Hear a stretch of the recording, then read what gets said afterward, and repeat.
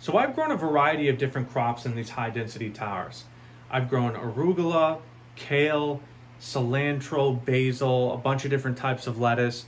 But my favorite, which is now what I exclusively grow in them, is spinach. The first reason why is pretty simple. Spinach grows really well in these towers. When you're growing anything aeroponically or hydroponically, you have to think about whether that variety does well in them. Not everything is going to translate from the ground to a hydroponic setup just as well. I've grown two different types of spinach in these towers. One is called Corvair and the other is Space, and both of them have done phenomenal.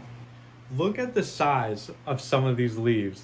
You see how big this is? This is like a cooking spinach, right? That's really large.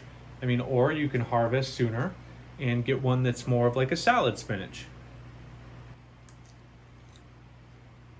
Spinach is one of the most poisoned crops out there because there's a lot of critters that love to eat spinach. And to some degree, we need to be compassionate because it's crazy that some farms will lose between 20 to 40% of all their crops due to pests. Like, that's a pain. I understand why they want to use pesticides. However, they are linked to certain negative health benefits. And spinach is one of those ones where when people eat one that's not covered in any type of chemical at all, they taste the difference. I should also point out that when you buy from a farm like mine, you're going to get this right after it was harvested.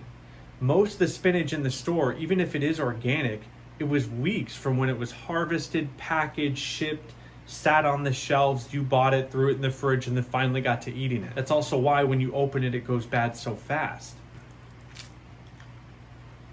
Did you know the University of California put out a study which showed that spinach can lose up to 90% of some of its key nutrients like vitamin C in 48 hours? I'm telling you, that's another reason why customers taste the difference. Spinach is just one of those crops they don't usually get to eat fresh. The last reason why I like spinach in these high density towers is because spinach is a phenomenal farm product. It's versatile and can be used in a lot of different mixes.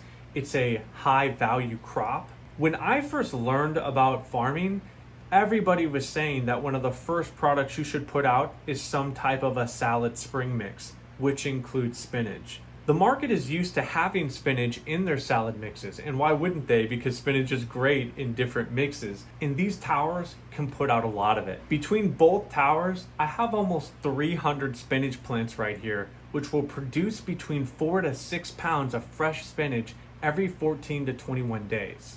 And because I'm also growing microgreens, I even have spinach in those mixes, and really my mixes are my best-selling products rather than a standalone type or variety. So these two towers have been more than enough for me. This is my favorite type to grow in these high density towers, and I hope just sharing my experience with you helps inspire you or helps you on your journey to choosing what to grow if you're going to use these systems. And I really appreciate you watching. If it has helped you, please give the video a thumbs up and subscribe, and I'll see you in the next one.